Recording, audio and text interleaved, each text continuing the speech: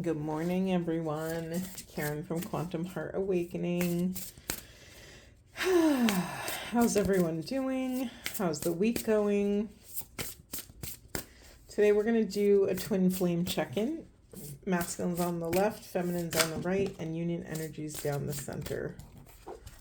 I am putting back what came out because I am not ready to begin, Spirit. All right, deep breaths, everyone. I'm really trying to remind everyone at the beginning of these readings to ground yourself, even if it's just the intention of, okay, let me just bring some awareness to my body, to what's moving through me. Doesn't matter if you're in the car, in traffic, or at work, or wherever you're listening. Just take a moment to ground in your body. All right.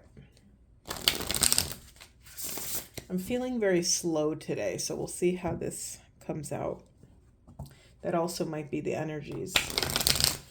Sometimes the energies move through me slowly because there's more intricacies, there's more to pick up within these kind of broader messages. Okay, Spirit, what do the masculines need to know? What's showing up on their path? What are the blocks showing up? What are the solutions to those blocks? What do we need to know for the highest and best good of self and the planet? This is for the masculine collective. We have closure. We have career in reverse. Anything else for masculines? This is too many. I'm not taking all of those. Please be. Thank you.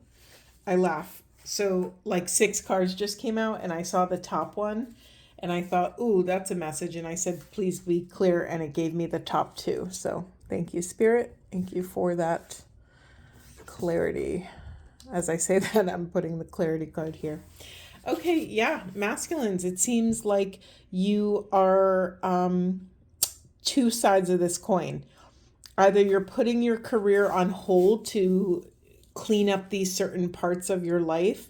You're getting clarity on what type of home frequency you'd like to nurture next, or clarity on relationships, things that have to do with domestic things. Sorry, I'm so choppy because, they're showing me like relationships, but also really specific for someone. Clarity around what is the highest and best possible frequency for you to raise children in.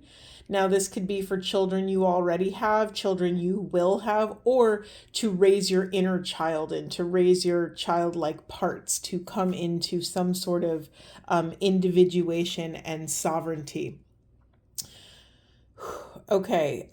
Yeah. Also, the other side of the career coin was that masculines, you're seeking to close out cycles that no longer serve the career path you are attracted to, the career path that might not be in your purview yet. You're closing out relationships, business relationships, networking relationships that no longer serve your highest good. Is there anything else about that, Spirit? In the unconscious position, we have courage. Yeah, it's understandable. These are not small things. Career, home life. These are like the core of our being, sort of. Especially, thank you, Spirit. Especially if, hold on, I'm losing it. And I'm rubbing my eyes. That's so interesting. Spirit, bring me back. Oh, thank you. Especially if, because the masculines have gone through this awakening, basically your taste buds, masculines, have changed. Your taste for certain flavors of living, of communicating, of relating with others. Maybe some of your intimate patterns have changed. Maybe, the narrative that keeps coming up for the masculines is that, these patterns of more instant gratification relating, short-term gratification, more shallow connections, connections that boosted your ego for the short term. So this could be in business or in your career. This could be in your intimate personal life.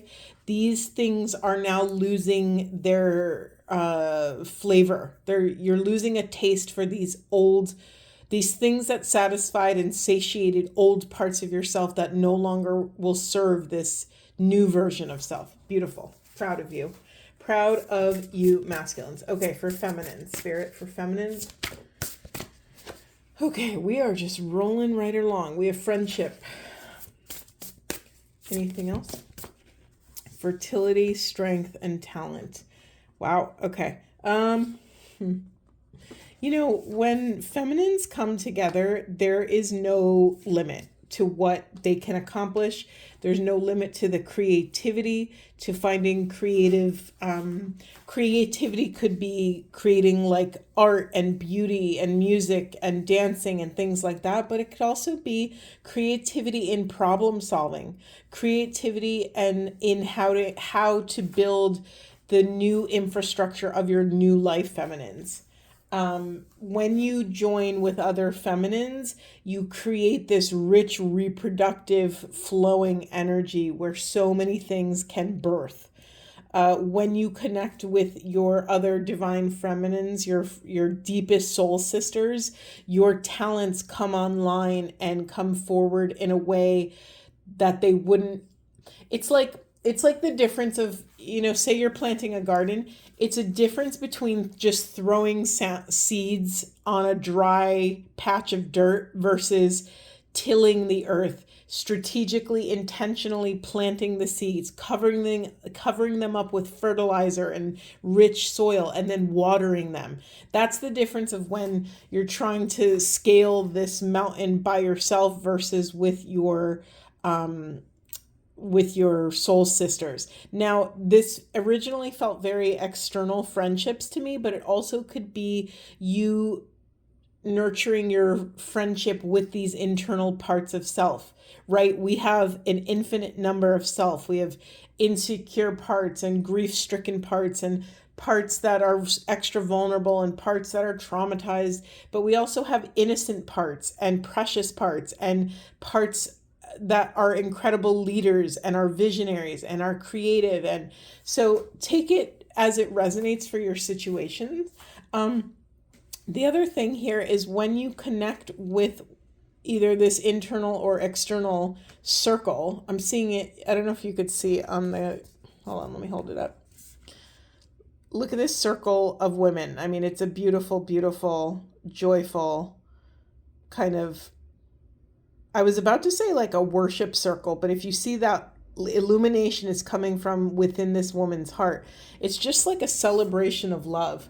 When you feel supported, it's easier to access your strength. It's easy. Oh, I just realized these aren't on camera. Forgive me. It's easier to access your strength. Okay. What's in the unconscious position is answers. So, yeah, I mean, I get it, feminines. It's scary to ask the question because you'll get the answer. Sometimes, and this is for all of us, sometimes there's different trajectories in our life or different, crossroads where we know that if we ask a very high voltage question, we're going to get a very high voltage answer. And that answer is going to affect the core of our lives. We're going to be forced to take action on this because the truth that will be revealed, the answer that will be gifted to us after asking this very powerful question is literally going to become so unbearable that we are forced to change our lives. We're forced to live in alignment. It's like once you see this truth, once someone's or yourself, or once we say it out loud, it's like we are, it beckons us to make changes. So I get it. I get why it's scary and you might be pushing these big questions into the shadows. All right, Spirit, I'm just going to do this to make room. I don't know why. I just have a feeling that the union energy messaging is going to be intense. We have protection in reverse. Okay. Is that what that says? Oh, that's so weird. It says protection, but I was reading it as pollinator. Wow, very interesting. I've had bees come on the brain a lot. There's been a lot of, and my friend gave me a really beautiful new for my birthday. She gave me an alchemy deck, and there's a lot of bee symbolism in that. And like the cards are shaped like a honeycomb. They're the hexagon. There's just like a lot of bee energy. And what comes to mind is the hive mind, right? There's like a million different people or bees working towards the same goal to just keep the hive alive. All right, sorry, I'm getting distracted. Spirit, for union energies, please, what's showing up on the path? What are the blocks showing up? What are the solutions to those blocks for the highest and best good of self and the planet? We have freedom and financial health. Yeah, I mean, okay, so some of you are being protected sorry, my alarm just went off. Some of you are being protected by, hold on, I just lost the thread. Spirit, can you remind me, please? Okay, so the relationship or the union, right? This is for the union energies down the center. The union is being protected right now because there's certain financial things that need to be cared for before this, before both parties can anchor this freedom. It's like if you still have like old connections or some really big obstacles you're confronting, it's really hard to nurture a new relationship or nurture a very delicate divine connection when your energy is required elsewhere. So feminines, masculines, where can you come into more financial sovereignty? I feel this in my own life. I'm feeling a very big call to shift in my business. Oracle readings you guys know I do them almost every day on this channel, but in my business, it's not something that I'm doing every day. I do more coaching and teaching and Reiki healings and other different sort of spiritual healing. And this is my favorite thing to do. So there's kind of a call to shift towards more soul-aligned work. And I have a feeling it's going to require a bit of my life force. So it would make sense for me. It would behoove my future divine union not to start a brand new connection right now, or not to return to an old one, or excavate old energies right now. Feminines, masculines, how can you take even just 10% more accountability for your financial health and well-being? I mean, listen, that could be anything. This could be following a budget. This could be checking on your retirement accounts. Or do you even have retirement accounts? Do you have a high yield savings account? Do you have 6 to 12 months of emergency savings in a savings account somewhere? Are you planning ahead? Like where I live, I love where I live. I sold my house and I live in an apartment now, and I love the location of it, but it's also really pricey. And it's like, yeah, I love it, but is this the most sustainable option right now? I'm feeling very called to land right now. I'm looking at buying some land. If anyone knows of any land available, hit me up. I don't know, there's something, shifting here, and it doesn't really, there's no like warning. It's not like a red flag or something. It's just a call to how can you become 10% more sovereign, or how, if you have, like some of my deepest inner work has been money mindset and scarcity and worthiness financially and those kinds of things. So yeah, it could be more inner work regarding money mindset. It could be more external, like do you check your bank accounts every day and share gratitude for whatever's in there? Even if what's in there is a negative balance, can you show gratitude that you are on this planet and you get to play with money, right? Like can we zoom out that far and just have gratitude that we're in the game, right? We're in the game. And also to really ask these questions before, anyone can come into union and share a life with someone or build a life with someone. You have to know what your goals and values are in this life. And yeah, of course, that might change when you enter a relationship. Of course, there's the first thing, there's the second thing, and then there's the alchemical third thing that will be revealed once you are in union. But that's not your business right now. What's your business, feminines and masculines, is what's showing up on your side of the street, right? That's the only thing that you get to take accountability for. I just got really stiff in my right shoulder. That's really interesting. Like really stiff. It shot right from my right shoulder blade all the way up to the back of my neck. Are some of you very rigid with your money? Do some of you hoard it away and lock it up in a tower somewhere? What is your relationship with money? Do you let it flow? Do you let it move and shake? I'm notorious for being extra frugal so I could splurge when I want to, but I am of the camp of I save for a rainy day. And sometimes that is a blissful, incredible thing. And other times I really over limit myself, or I don't even, I don't always use money for pleasure in a sense. It's more like, oh, let me care for my basic necessities, because to me, the most valuable currency is our time and freedom. That's just my preference. So that's what I value. So if I value that, then I'm going to do things that help me increase my freedom and my time. And there's many different ways to do that, right? Oh, Spirit, I didn't even put that together. Thank you so much. So yeah, maybe masculines and feminines, you're meant to ask the question of what is freedom to you? What does that look like? What would a life of freedom look like? I mean, what's very popular, and dare I say what's going viral right now, is this everyone wants to homestead and live off grid and make their own money, and make their own bread, and have a stockpile and try to live out of their garden for the entire year. And these are such profoundly incredible things. They're amazing. Also, heads up, it's also very hard.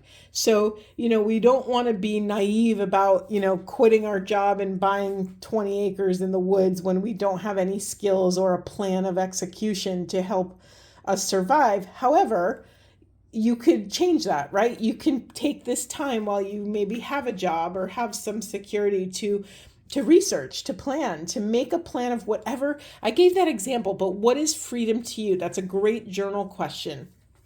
I know some of my friends in relationships, freedom to them is being able to maintain their friendships, to go on a girl's, outing, or to, even if they have children and family and motherly, wifely obligations or responsibilities, that they get to still, nurture their mind, body, spirit. They get to still take the workshops they want to take and go on the trips that they want to take. So there's, that's what freedom is to them. To other people, freedom might be getting your hair and nails done once a month. Maybe that's freedom. Some people, I have a ton of friends who are global friends who just have to travel. They're those people. And I used to be one of them. And I don't know, I used to joke around. Well, actually it wasn't a joke. It was kind of real. I used to say my only vice was traveling. My entire paychecks back in the day, here's the thing, when I was on one trip, before I got home, I would already be planning my next trip. I was that person. And what's hilarious is I saved, even though I spent all that money on travel, and of course, travel's not cheap, right? It's not. It's pretty pricey. I still had more money in my bank account than a lot of my coworkers, because I understood my values and I saved like crazy. And I made, it's funny because when you love what you're doing, it's not a sacrifice. I was about to say I made sacrifices so I could do what I wanted to do. And really, it wasn't a sacrifice. It was just a step. It was just like a checkbox so I can accomplish my goal. And so I think it's really important to catch yourself on on the language you're using. Like if I used to use, oh, I have to sacrifice this, I'd probably like not want to travel anymore. But I wasn't. It wasn't hard for me not to go out. I stopped drinking when I was like, I don't know, my late 20s, or no, maybe early 30s. I just remember, by the way, I don't have like some big intense reason for stopping drinking. This is so plain, and people always ask me and expect a huge story. It's not. I noticed one day when I was having a couple drinks, and I used to love the social. I'm Italian, like I grew up around booze, like and beautiful wine and like all the things. It wasn't like a big thing for my family. It wasn't, and I am an American who went to college in America, and there was a drinking culture. And yeah, like I think in my younger days, I abused it just because it's part of the culture and all that. But when I got older, I used to really enjoy having a couple drinks out at like a bar and listening to live music. And, it was a whole thing. And somewhere along the way, one time after having a few drinks, I tried to do Reiki. And would you believe it or not that I could not run Reiki?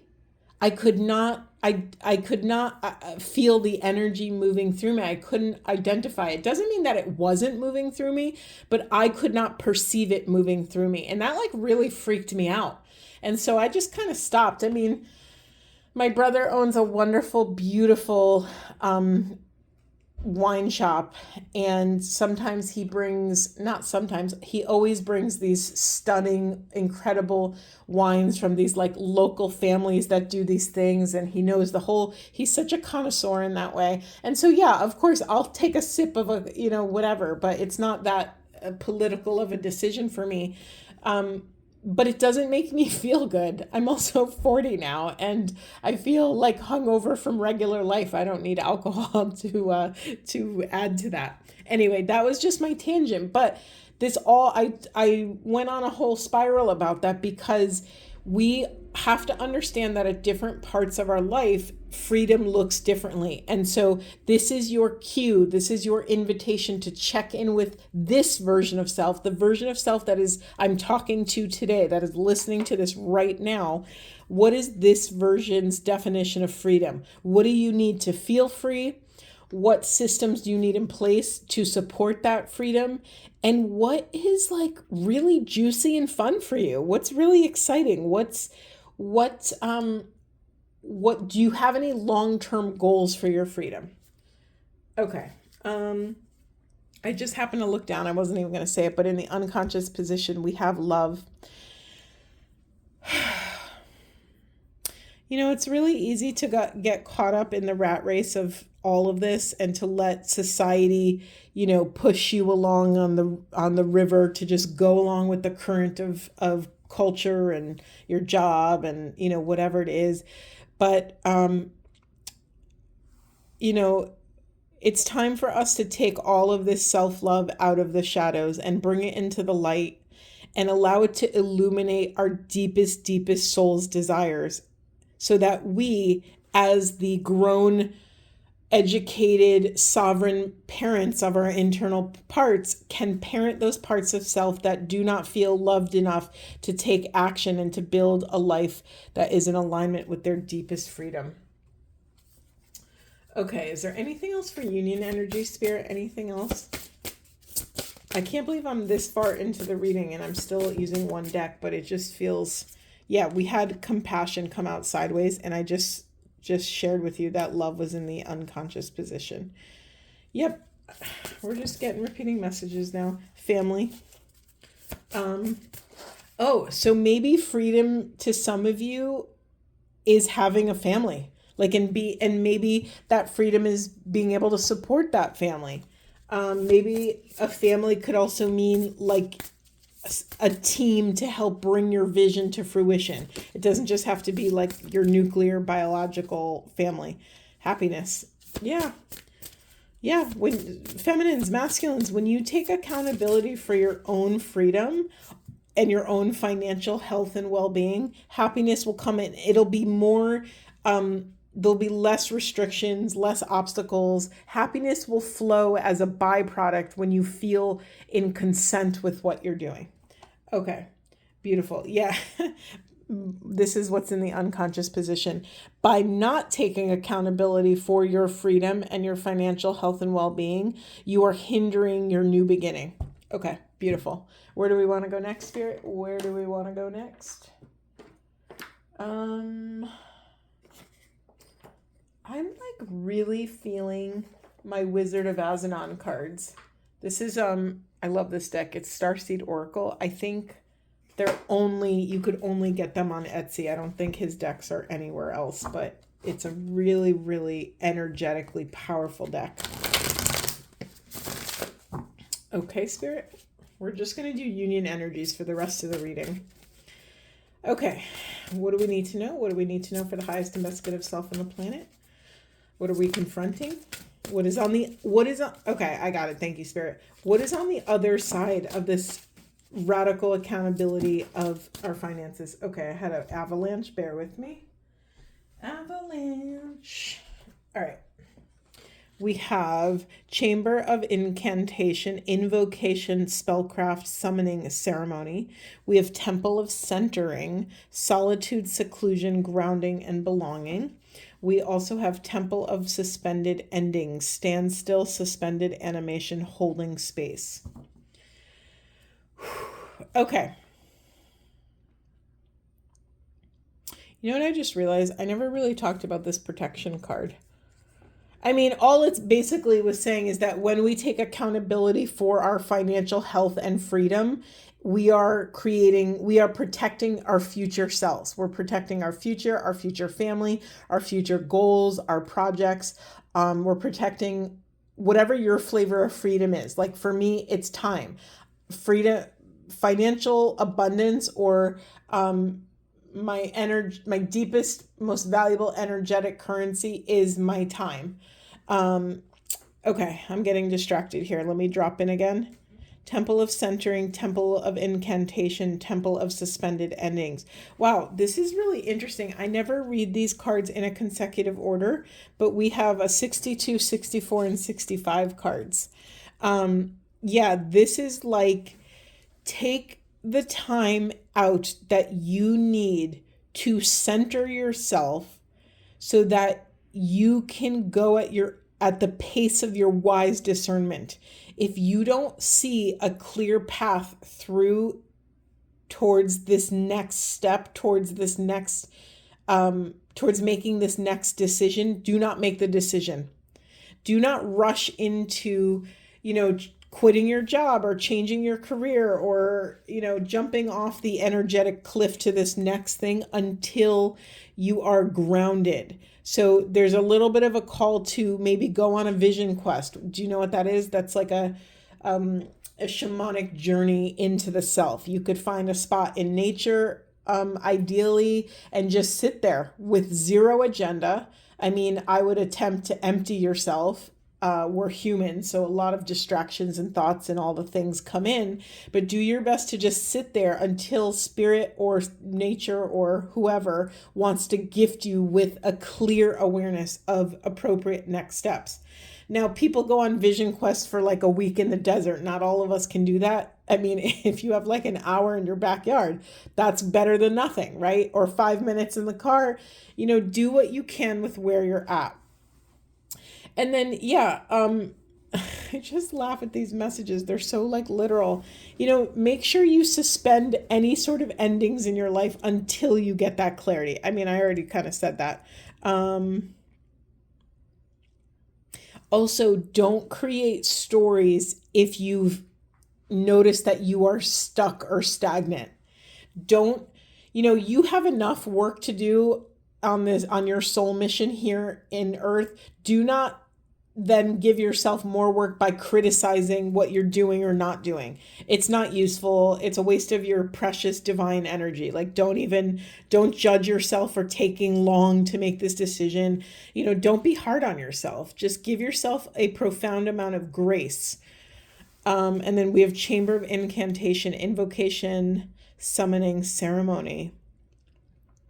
I have a feeling that at the end of this vision quest, and just to be clear, like that could look like whatever your flavor of vacating your life is. Maybe it's a meditation class or breath work or yoga or however you get to the divine. Maybe it's listening to music in the car, driving on the highway with the windows down, like whatever your flavor of divinity is.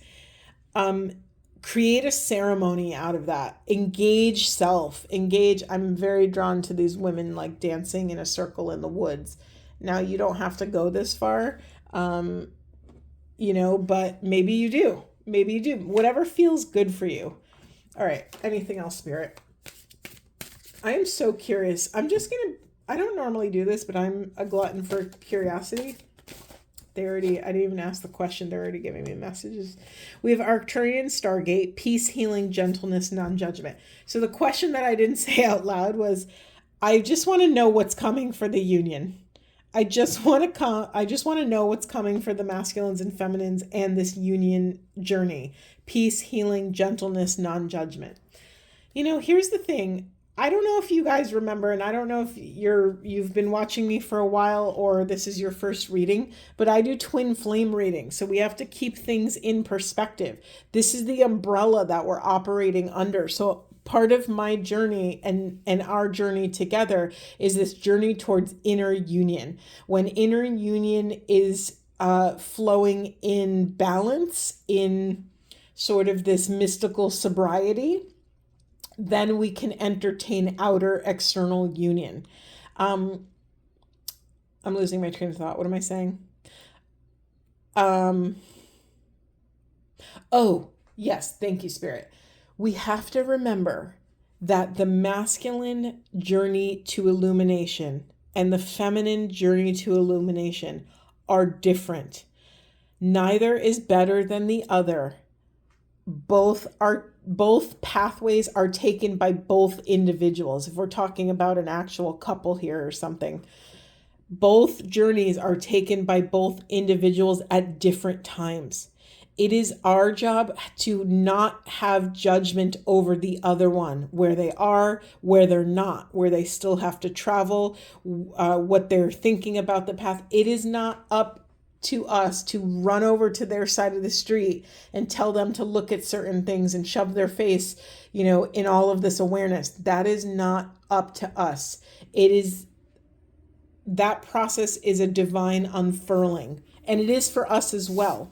So it would behoove this union to make sure you are not judging self or other on this path, to bring in grace, to honor the faith, to stay true to the path, to stay true to taking just one more step, to not being attached to the outcome, to the destination, but honoring the journey of the now, right? To honor the journey of what is present now. How can I become even more micro-present? How can I extract even more love and awareness from this moment, right? This whole journey is about, can I just honor that we are loving awareness? That's all we are, right? The universe, one of my favorite lines ever is, the universe is a neutral prop.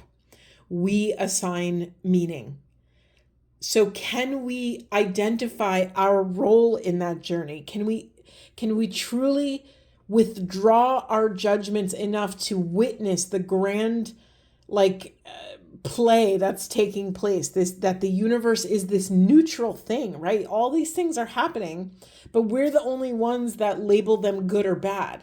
And so part of that is also recognizing that that's also why we're suffering, because we're attaching certain labels to certain behaviors and certain actions. But once we withdraw that idea, once we understand that the universe is neutral, it's up to us to understand and take accountability for the meaning that we see. So if we're in control of it, then we can change it, right? Okay. Awesome. What's being pushed, my heart. What's being pushed into the unconscious, into the shadows, is this joy, this playfulness, this pleasure. It's scary when all of this intensity is on our plate. This is a lot. The twin flame journey is a journey. It's like an Olympic level journey. It's a, PhD type of inquiry into the self. It confronts and pokes all of our dark and sharp and pointy places. And so it's really easy to get caught up in the seriousness of this path. But you know what makes it more palatable? Joy, pleasure, and play. Can you find play in the darkest of nights? Can you find a little bit of silliness and sweetness? And like sometimes I'll be in the throes of like a big integration. I'm integrating a deep piece of my, I don't know, maybe it's my childhood trauma, maybe it's my adult trauma, whatever it is. And it's so heavy and deep, and I'm being so, present with it, and I'm in the trenches. And then like I'll start hysterically crying, and it'll immediately turn into hysterical laughter because I'm like, look at you taking life so seriously. Like, what are you doing? Like you won the lottery of Earth School. You got accepted to Earth School, and now you get to be here. And I just find myself giggling about that. Like I'm like rolling around in my own suffering, which again, it's up to us. For me, it's up to me. Do I label that as bad or good? Or can I look at my pain and suffering as neutral, and that it's just a part of the human experience? There's something really important about this, feminines and masculines. It's a call to higher sovereignty. It's a call to understand that you have so much more power and control over your own psyche. You just have to sometimes zoom out a little bit. Take maybe like 5 steps back and watch yourself having the experience instead of blending with it so deeply. All right, Spirit is, whoa, okay. Hold on. All right, I'll take these. Sure, why not? We have the Chakra Kabbalah, Spiritual Path, Life Lessons, and Karma. I mean, you already know these things. Dimensional planes of perception, simultaneity, is that how you say that? Nonlinear processing and epiphany. And then we have Andromedan, Stargate, Invention, Innovation, Scientific Pursuits.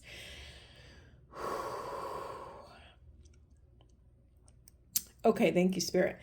When we can understand that when we can fully and radically and ruthlessly love the present moment, meaning anything that's showing up in our present moment, we can neutralize the threat. We can honor that this is just another day in Earth School. We're clocking in to show up and do our job of cleaning up our karma. To understand that all of these life lessons are for us. We're not being punished. They were literally gifted to us as imagine the visual I'm getting is, imagine you're stuck in a really deep hole. That karma is like someone throwing down a ladder. And I'm actually very drawn to like the ladder nature of this chakra system. It's like someone throwing down a ladder. It's like, hey, you can get out of your hole if you're willing to climb up and take accountability for your karma. Who knows how we've racked up this karmic debt? I don't know. I don't remember my past life. Some of you do. Some of you are brilliantly skilled in that capacity, or there's people out there that can see into the past. But, my spiritual mentor always says, and I find this to be so true, it's like we have enough shit to deal with in this lifetime. We don't need to go looking in other lifetimes for more work, right? Again, if you feel called to that, follow that intuition. But I agree with my mentor. It's like we have enough to deal with. What was I saying? Yes. So honor that the processing and understanding of this path is non-linear. It's more like a spiral or a circle, if anything, or you could say a spiral. And so these epiphanies, these connections, all of this awareness is going to arrive outside of your convenience. Did you hear what I just said? It is not up to you when these epiphanies land. So it's like you kind of have to always be diligent and open. But let me tell you when they come in the most. They come in when you love yourself the most. They come in when you're having fun and joy. You're playing with yourself. You're playing with others. You're just in this joyful, abundant, sweet energy. And all of a sudden, that's when we have when our ego is disarmed because we're having fun and we're laughing with friends or dancing with friends or whatever it is.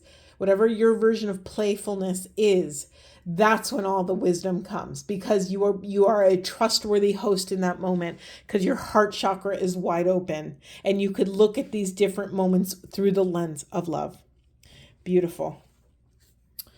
Yeah, that's it. That's it. I was going to go into the unconscious, but I don't think I'm going to. Let's just get a couple twin flame cards and then I'll call it a day. Anything else, Spirit? Anything else you want to leave these beloveds with? Okay, we have enter your vortex. I said spiral, but vortex is a perfect analogy. It says aligning with infinite abundance. We have the electric, creative expression. And then we also have increase your frequency, higher conscious awareness. You know, it's like, you know, people talk about the wheel of samsara, the karmic wheel. The more you avoid entering your dark night or your work, it's like you're locking yourself out of the party. That's like the simplest way I could say it. You know, you're avoiding your soul's, you're avoiding your divine inheritance. The longer you avoid entering the pain, entering the darkness, entering the shadow, again, you're locking yourself out of the party. That's really all I'm going to say about that. I had to look. In the unconscious position, we have twin flame. Everything is possible. So make sure you're not leaving yourself out in the cold by, you know, dwelling on like, you know, negative, dense stories like, oh, love is not possible for me. It never works out for me. I'll never find my person. Make sure you're keeping your frequency high, because the only thing that's blocking this is it's like, we have to remember that the twin flame energy, the energy of hierogamy, this energy of godlike union, can only enter into us if we are a hospitable host. If you are a high frequency vessel, then the high frequency will naturally feel at home. If you are a low frequency vessel, that high frequency wants nothing to do with you because it's not safe. It's going to get like neutralized in the negativity. So if I could leave you with an action step, it is to cultivate your joy, feminines and masculines. Because let me just tell you right now, the more self-esteem and the more joy and sweetness and innocence and playfulness that you have in your life, the easier you will come into relationship with all of this darkness and density. I'm not saying it's all dark, and darkness isn't bad. Remember, the universe is a neutral prop. Somewhere along the way, we labeled darkness as bad. We labeled pain as bad. But really, those are sacred things that show us where we are still attached, where our fears are, where we're still contracted. So again, if I could leave you with one thing, is like, where is your joy? Follow your joy. That's it. Only do what excites you. Only do what brings you joy. That's it. I'm going to leave it there. I hope this was supportive. I love this reading. It was very sweet. There was like a lightness to it, even though we talked about a lot of dense things. And yeah, the other thing I want to leave you with is that journal question I mentioned earlier around, what is freedom to you? What would support your freedom? That's it. I'm going to leave it there. I'm going to stop talking because I could go on all day. All right. I will see you in the next one.